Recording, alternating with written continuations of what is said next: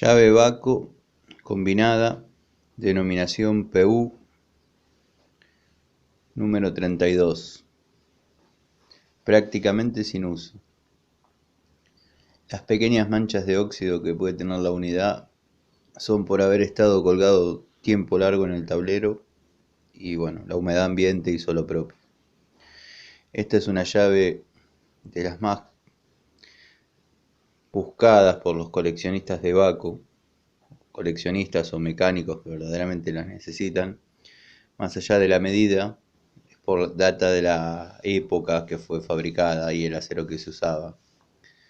¿Cómo nos damos cuenta que es de mediados de los 70? Muy simple. Acá vemos que dice acero ESP, que es una abreviatura de acero especial sueco. Después, bueno, tenemos la marca clásica Baco, Industria Argentina a los costados. Y acá tenemos el sueco, el famoso acero especial sueco.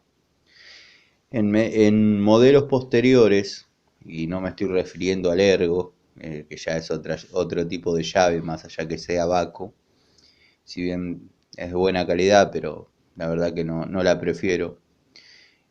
Nos damos cuenta que es una llave de mediados de 70 por estos detalles que les comenté.